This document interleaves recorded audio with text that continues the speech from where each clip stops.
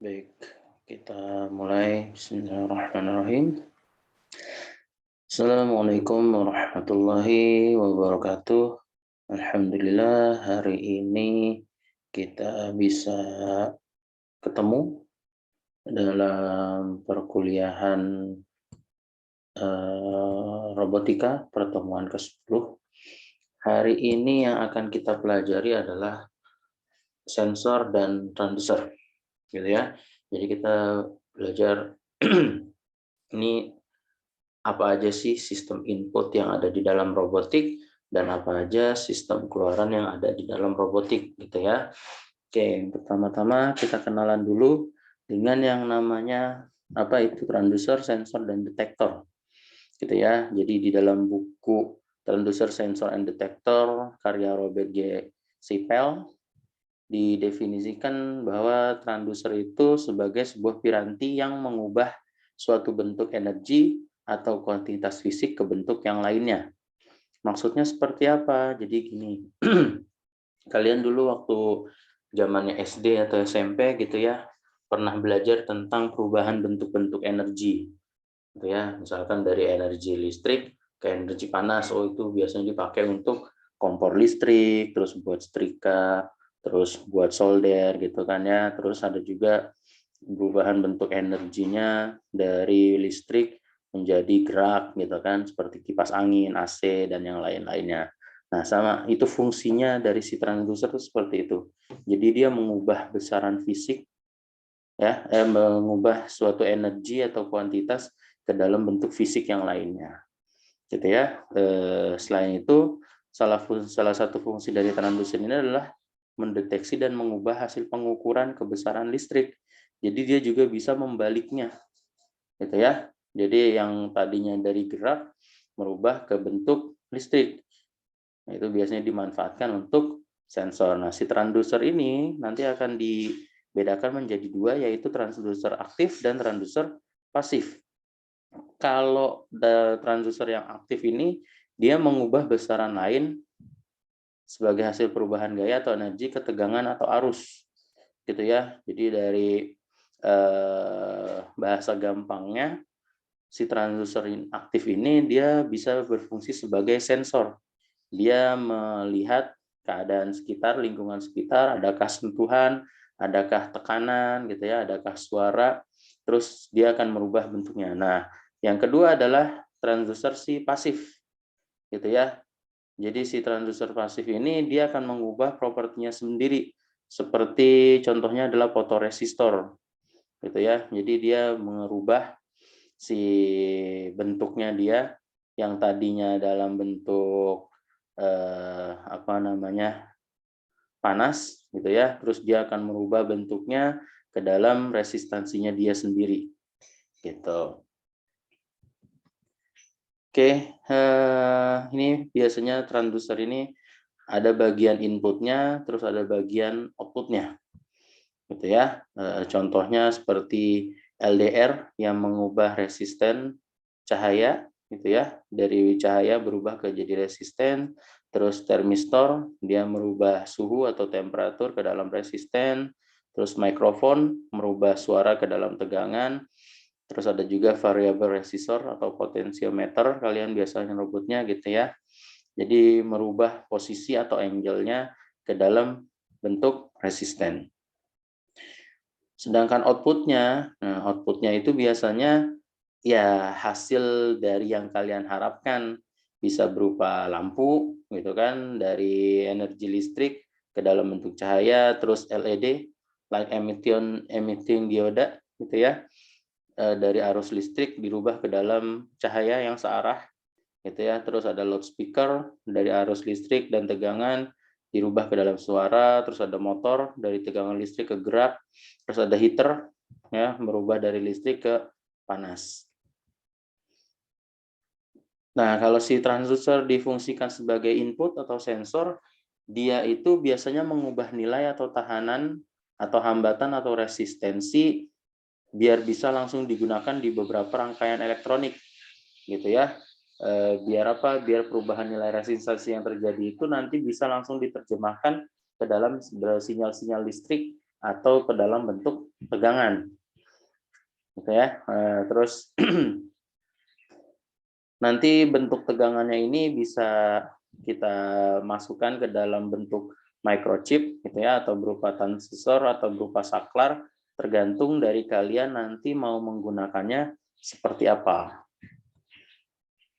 Contoh penggunaannya, gitu ya, ada LDR atau Light Dependent Resistor. Jadi resistor ini yang dikendalikan dari perubahan cahaya yang diserap melewati permukaan komponen. Biasanya dia pakai buat sensor-sensor cahaya, gitu ya. Jadi apa namanya? Biasanya kalau kalian membuat sebuah alat yang berhubungan dengan cahaya, nah sensor yang dipakai itu salah satunya ada LDR, gitu ya. Ini bentuk LDR-nya. Sebentar saya ambil pulpen saya. Nah, ini dia. Ya, ini si LDR. Bentuknya seperti ini, gitu ya. Kalau di prodi lain biasanya LDR ini dipakai buat robot light follower. Jadi dia robot yang mengikuti cahaya. Oke, terus ada juga termistor. Jadi resistor yang dikendalikan dari perubahan suhu di sekitarnya untuk merubah koefisien negatif digunakan untuk NTC, sedangkan perubahan suhu yang koefisiennya positif digunakan oleh PTC, gitu ya. Ini bentuknya seperti ini sensor-sensor suhu. Ya, ada berupa NTC, ada yang berupa PTC. Gitu. Oke. Terus juga biasanya transducer itu dipakai untuk piezo. Jangan ketukar sama yang namanya speaker ya, atau buzzer. Jadi si piezo ini dia itu cuman bisa ngeluarin suara dengan resonansi yang rendah. Kalau di sini dijelaskan sekitar 3 kHz, gitu ya. Ini yang paling murah dan paling mudah didapatkan. Perbedaannya apa piezo dengan buzzer? Perbedaannya di tetap resonansinya, gitu ya. Biasanya si piezo dan buzzer ini dijual dalam bentuk satu utuh, gitu ya. Nah, nanti kalian mau menggunakannya sebagai piezo atau sebagai buzzer, kalian tinggal melepas cangkangnya aja. Nah, ketika cangkangnya dilepas, dia akan berubah jadi buzzer. Tapi kalau cangkangnya masih tertutup nih, yang hitam-hitamnya ini masih ada, dia masih berupa sebagai piezo. Kenapa? Karena getarannya itu rendah, gitu ya. Terus juga piezo bisa dijadikan buzzer dan blipper, tadi sudah saya jelaskan. Nah, kalau si buzzer ini yang tadi saya sebutkan, dia itu biasanya resonansinya lebih besar. Tadi ya, seperti saya bilang, yang namanya buzzer, piezo, itu dijual dalam satu paket. Untuk merubah dari piezo ke buzzer, kalian hanya tinggal melepas cangkangnya. Kalau cangkangnya dilepas, nanti akan kelihatan bentuknya seperti ini. Gitu ya. Tapi ada juga yang sekarang sudah sudah banyak dikembangkan antara piezo dan buzzer sudah dipisahkan, gitu ya. Kenapa dipisahkan? Wah, biar perusahaannya untung aja sih sebenarnya, padahal mah nggak usah dipisahkan seperti itu, gitu ya. Nah, nanti kalian akan berkenalan juga sama yang namanya blippers. Nah, blippers ini dia hanya mengeluarkan bunyi bip-bip gitu aja. Kenapa dinamakannya blippers? Itu alasannya. Apakah sama dengan piezo? Sama, dia bekerjanya hanya di frekuensi sekitar 3 kHz aja, gitu ya. Fungsinya sama, untuk sebagai outputan penanda ada sesuatu di dalamnya, gitu ya. Cuman bedanya kalau si blippers ini nggak bisa dibongkar. Kalau dibongkar ya udah rusak dia, nggak bisa menjadi bentuk buzzer, nggak bisa jadi bentuk piezo lagi, gitu ya. Blippers ya blippers aja. Terus juga untuk menghubungkan antara transducer dengan perangkat yang lainnya, kita membutuhkan yang disebut sebagai coil, gitu ya. Coil itu berupa kawat pejal berpenampang, Bentuk aslinya tuh dia cuma segini doang. Ya, ini bahan aslinya berupa ferritrot. Nah, si ferritrot ini nanti dia akan dipilin, nah, sehingga akan membentuk seperti peron seperti ini nih. Ya, kelihatan nggak sih sama kalian? Mudah-mudahan kelihatan ya. Gitu ya. Jadi si kawat tembaganya ini dia nanti yang akan merubah bentuknya dari si transducer tersebut yang akan menghubungkan alat kalian dengan si sensor berupa inputan bisa juga berupa outputan. Biasanya si coil ini akan disimbolkan dengan ini. Jangan ketukar sama bentuk resistor ya. Kalau resistor tuh bentuknya bergerigi, tajam. Gitu ya. Nah, sedangkan simbol si induktor atau coil ini bentuknya bulat-bulat seperti ini. Terus juga bisa digunakan sebagai induktif LVDT atau linear variable differential transformer. Bisa diartikan sebagai salah satu contoh sensor posisi yang bekerja berdasarkan pada ada perubahan medan magnet yang terjadi di penampang kumparan. Gitu ya. Jadi kalau ada perubahan medan magnet, sensor ini akan bekerja, oh, ini ada getaran. Biasanya LVDT ini digunakan untuk mendeteksi adanya gempa bumi gitu ya, terus ada gunung berapi. Nah, itu biasanya digunakan sensor ini. Oke, ini pengelompokan dari si transducer. Jadi bisa dibagi ke dalam 3 parameter, yaitu parameter listrik dan kelas transducernya, terus prinsip kerja dan sifat alat, serta contoh pemakaian alatnya. Yang pertama adalah potensiometrik. Dia itu masuk ke dalam kategori transducer pasif, biasanya digunakan untuk sensor-sensor tekanan atau pergeseran, gitu ya. Potensiometrik. Terus ada juga transformator selisih. Ini dia dirubahnya ke dalam bentuk aktif, gitu ya. Prinsip sifat alatnya itu tegangan selisih dua kumparan primer dari sebuah transformer diubah dengan pengaturan posisi inti magnetik oleh sebuah gaya yang diberikan dari luar. Gitu ya. Dia sifatnya adalah aktif, biasanya dia digunakan untuk tekanan, gaya, dan pergeseran. Terus ada juga tegangan dan arus pengukuran efek Hall generator kumparan putar. Beda potensial dibangkitkan pada sebuah plat semikonduktor atau germanium bila fluksi magnetik berinteraksi dengan arus yang dimasukkan. Dia berarti masuk ke dalam kategori transducer aktif, gitu ya. Biasanya dipakai untuk fluksi magnet, terus digunakan untuk arus, kecepatan, dan getaran. Terus ada juga yang digunakan sebagai kapasitansi mikrofon, kapasitor ukuran dielektrik. Kalau lihat dari namanya aja kita udah bisa menyimpulkan kalau dia ini dirubah dalam bentuk pasif, gitu ya. Itu biasanya digunakan untuk suara musik, draw, terus level cairan dan ketebalan. Terus yang terakhir adalah induksi transducer rangkaian magnetik. Induksi rangkaian itu berarti dia masuk ke dalam kategori transducer yang aktif, gitu ya. Biasanya digunakan untuk tekanan dan pergeseran juga. Nah, dalam perkembangannya dalam memilih transducer ini, kalian ada beberapa faktor yang harus kalian perhatikan. Biar kenapa? Biar kalian nggak salah memilih transducer. Sayang kalau udah dibeli alatnya terus nggak bisa kalian pakai kan. Jadi ada baiknya kalian perhatikan dulu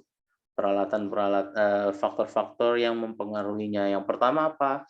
Yang pertama adalah parameter dasar si transducer, gitu ya. Jadi jenis transducernya, terus dia sensitivitasnya itu seperti apa, penggunaannya untuk apa. Misalkan kalian menggunakan LDR, nah LDR-nya itu kalian butuhnya yang seberapa sensitif. Apakah yang sensitif banget ataukah yang cuman sekedar adanya doang. Itu kan itu harus kalian pikirkan. Terus yang kedua kondisi fisiknya, apakah ada yang patah, gitu ya, terus bentuknya ada yang peyang. Kalau bentuknya peyang ya jangan kalian pilih karena ntar takutnya akan bermasalah. Terus kalian juga pilih kondisi sekelilingnya, gitu ya. Jangan sampai apa namanya transducer yang sudah kalian pilih, misalkan kalian pilihnya LDR, gitu ya. Terus LDR ini digunakan di lingkungan yang cahayanya itu sangat terang, itu bakalan kerja terus nanti dia nggak berhenti kerja, gitu ya. Jadi kalian harus pilih LDR-nya mau yang seperti apa, kondisinya lingkungannya tuh yang seperti apa, gitu ya. Terus yang keempat adalah kondisi lingkungan, itu berhubungan dengan temperaturnya, terus percepatan gerakannya, goncangannya, getaran yang ada di sekitar. Yang kelima adalah kesesuaian peralatan yang disertakan. Sesuai nggak sih alat kalian ini dengan yang mau kalian gunakan? Biasanya itu kalian harus mengatur dengan kesetimbangan nol dulu. Ini alat ini harus bisa bekerja dari posisi nol. Jangan sampai alat yang kalian beli ini nggak bisa bekerja dari nol. Efeknya apa kalau nggak bisa bekerja dari nol? Ya efeknya nanti dia nggak akan bisa balik lagi ke posisi semula, gitu ya. Misalkan sensitivitasnya itu 5. Nah, alat ini mulai bekerjanya dari 3. Dia nggak bakalan bisa bekerja lagi nanti. Gitu ya, nggak bakalan bisa bekerja lagi. Dia nggak bakalan bisa berhenti, dia bakalan terus-terusan bekerja. Gitu ya. Jadi harus milih yang bisa bekerja dari nilai 0. Caranya gimana ya? Kalian sesuaikan dengan peralatan yang kalian butuhkan. Tapi yang namanya buatan manusia pasti dia memiliki kelemahan atau kekurangan, gitu ya. Nah, biar si transducer ini bisa mengukur dengan akurat, gitu ya, atau meminimalisir kesalahan pengukuran, ya, kesalahan penelitian. Jadi ada beberapa hal yang bisa kalian lakukan. Yang pertama, si transducer ini bisa dihubungkan dengan rangkaian tapis atau filter di awal maupun penguat di depan, gitu ya. Jadi jangan langsung ke alatnya, tapi kalian hubungkan dulu. Biasanya si transducer ini dihubungkan ke resistor dulu. Biar apa? Biar dia bisa ada filternya dulu sementara. Jadi nggak langsung bekerja, gitu ya. Kalau kalian bikin sebuah alat, pasti si sensornya ini akan dihubungkan dengan resistor dulu, gitu ya. Biar ada penahannya dulu, tahanan sementaranya. Terus yang kedua, bisa menggunakan sistem kalibrasi pada tempatnya beserta koreksi dalam reduksi data. Nah, kalau kalian membeli alat, jangan lupa kalian baca dataset yang disediakan, kira-kira sistem kalibrasinya tuh seperti apa, cara kalibrasinya tuh seperti apa. Itu ya, biar apa? Biar kalian bisa membalikkan fungsinya ke awal, atau bahasa gampangnya bisa kalian riset dulu ke awal, gitu ya. Terus yang ketiga adalah secara simultan memonitor lingkungan dan mengoreksi data secara tepat. Jadi kalian harus selalu memantau keadaan di lingkungan sekitar itu masih sesuai atau enggak dengan penggunaan dari si transducer tersebut, gitu ya. Terus setelah kalian monitor lingkungan, kalian harus mengontrol lingkungan, ya. Mengontrol lingkungannya bisa kalian menggunakan cara manual, bisa juga secara otomatis, tapi yang lebih gampang seperti yang sudah pernah saya sebutkan, seteliti-telitinya robot tetap lebih teliti manusia. Gitu, oke? Jadi harus kalian kontrol tuh lingkungannya. Jangan sampai ada noise, jangan sampai ada jangan sampai ada gangguan-gangguan yang bakalan berefek ke kerja alat kalian. Transducer bisa juga digunakan sebagai feedback atau umpat balik. Yang biasanya digunakan untuk keberlangsungan hubungan robot dengan dunia luar atau sekitarnya. Gitu ya. Bisa juga dia diperlukan untuk mengambil cuplikan ukuran fisik yang berkaitan dengan nilai gaya, tekanan, arus, suhu, dan kecepatan. Nah, karakteristik dari si transducer ini biar bisa kalian menggunakannya dengan baik dan benar, terus bisa kalian sesuaikan dengan kebutuhan kalian, kalian harus memperhatikan karakteristik dari si transducer. Yang pertama, tingkat ketepatannya atau akurasinya, terus precisionnya atau kejituannya, gitu ya. Jangan sampai kalian salah dalam memilih si transducer. Terus yang ketiga, operating range-nya atau jangkauan operasinya, dia bisa bekerja itu di suhu berapa. Misalkan kalau kalian ngambil transducer yang berhubungan dengan suhu, atau cahaya, intensitas cahayanya yang bisa diambil sama si transducer itu yang intensitasnya berapa hertz gitu kan. Terus atau yang berupa suara, suara itu berapa. Nah, itu harus kalian pikirkan karakteristiknya. Terus speed of response atau tanggapan dari si transducer, seberapa cepat dia bisa mengenali lingkungan sekitarnya dan seberapa cepat dia langsung bisa mengantisipasinya gitu ya, berhubungan dengan input dan outputnya. Terus calibration-nya atau penempatan kejituannya gitu ya. Jadi seberapa cepat atau seberapa mudah si transducer ini dikalibrasi, biar apa? Seperti yang tadi saya bilang, fungsi kalibrasi itu salah satunya adalah untuk meriset ke dalam keadaan yang semula gitu ya. Itu harus kalian pikirkan. Terus yang keenam adalah reliability atau ketangguhannya, dia bisa berfungsi dengan baik apa enggak, kalau ada kerusakan gimana gitu ya. Jangan sampai transducer yang kalian beli itu sering rusak, itu bakalan mengeluarkan duit yang lebih, yang akan berhubungan dengan poin berikutnya, yaitu dengan cost dan easy of operation gitu ya. Jangan cuma beli transducer yang murah doang tapi susah penggunaannya.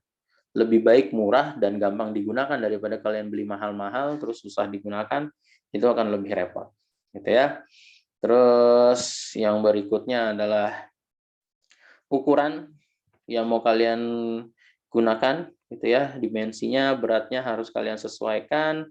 Terus type of output-nya, dia berupa sinyal digital atau sinyal analog, harus kalian pikirkan juga. Dan interfacing-nya, ya, interfacing-nya. Kalian jangan sampai menggunakan interfacing yang digital untuk analog ataupun yang analog untuk digital. Bakalan bingung sendiri nanti kalian. Bentuknya seperti apa. Gitu. Ini kita masuk ke dalam jenis-jenis sensor ya. Jadi dalam dunia elektronika atau mekatronika itu ada beberapa jenis sensor. Kebetulan yang akan dibahas di sini adalah 4, yaitu ada tactical sensor, terus ada proximate and range sensor, ada miscellaneous sensor, terus ada machine vision system. Yang pertama kita bahas adalah tactical sensor. Ini berhubungan dengan sentuhan, dengan gerakan gitu ya.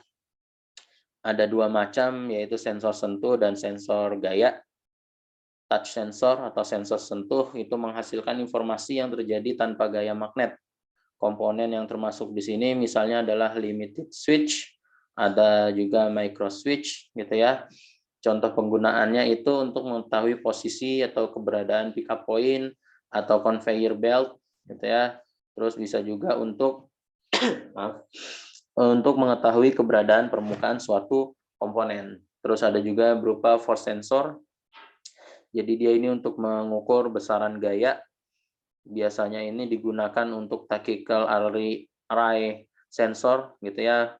Dia digunakan untuk mengetahui daya cengkram dari besaran ukuran material yang digarap. Jadi biasanya dipakai untuk robot-robot yang punya tangan nih dia, atau robot-robot yang digunakan untuk mengukur sesuatu gitu ya, untuk mengukur suatu benda. Misalkan kayu balok yang digunakan untuk bahan kasur itu ketebalannya berapa, nah itu biasanya digunakan force sensor jenisnya. Terus ada juga jenis sensor yang kedua adalah proximate and range sensor. Jadi dia ini namanya aja proximate, jadi dia untuk mengukur si objek ya atau alat yang kalian gunakan ini dia sudah menyentuh sebuah permukaan atau belum sih gitu ya. Kalau belum ya berarti alat ini akan terus bekerja, tapi kalau sudah menyentuh dia sudah harus stop gitu ya. Terus ada juga miscellaneous sensor and sensor based system. Ini sensor-sensor penjejak gitu ya.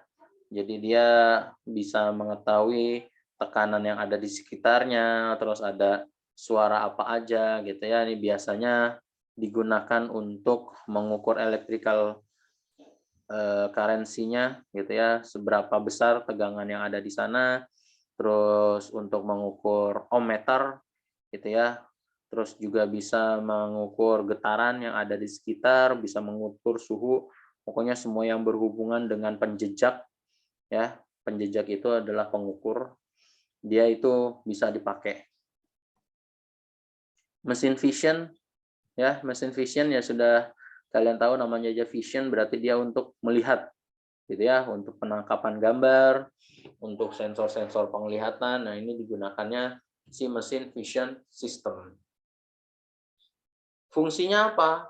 Fungsi dari si sensor yang pertama adalah memantau besaran titik keselamatan gitu ya. Terus yang kedua, dia digunakan untuk memeriksa komponen untuk menguji kualitasnya. Terus yang ketiga adalah menentukan posisi dan pemberitahuan atau warning. Ini biasanya berhubungan dengan pengukuran dari suatu objek gitu ya. Dia harus memastikan kerja si objek itu benar apa enggak, orientasinya atau posisinya sudah sesuai atau belum. Kalau sudah sesuai, berarti dia bisa untuk mengambil dan meletakkan suatu benda. Gitu ya. Terus yang keempat, digunakan sebagai interlock di dalam mengawal ruang kerja. Biasanya untuk mengukur aktivitas peralatan yang ada di ruang kerja, terus bisa juga digunakan untuk memastikan suatu aktivitas selesai sepenuhnya sebelum melanjutkan ke aktivitas yang berikutnya. Nah, kesimpulan bisa kita ambil dari pertemuan hari ini adalah yang pertama, terdapat berbagai jenis sensor yang biasa digunakan dalam aplikasi robot industri. Terus perangkat yang penting dalam komunikasi robot, si transducer dan si sensor ini, karena robot hanya bisa mengenali dunia luar ya menggunakan sensor-sensor yang ada di dalam dirinya. Terus bisa digunakan sebagai referensi komunikasi robot dengan dunia luar, biasanya terletak atau diletakkan pada end effector atau gripper. Kesesuaian kebutuhan sensor ditentukan oleh ciri-ciri dan keperluan kerja dari si robot tersebut. Oke, mungkin untuk pertemuan hari ini itu saja yang bisa saya sampaikan. Kurang lebihnya saya mohon maaf. Kita doakan teman-teman kita yang saat ini sedang sakit, semoga segera Allah sembuhkan. Yang sedang ditimpa musibah, segera Allah angkat musibahnya. Yang sedang dalam kesulitan, segera Allah beri kemudahan. Yang sedang dililit hutang, segera Allah lunasi hutang-hutangnya. Tetap jaga protokol kesehatannya karena pandemi kita belum selesai. Assalamualaikum warahmatullahi wabarakatuh.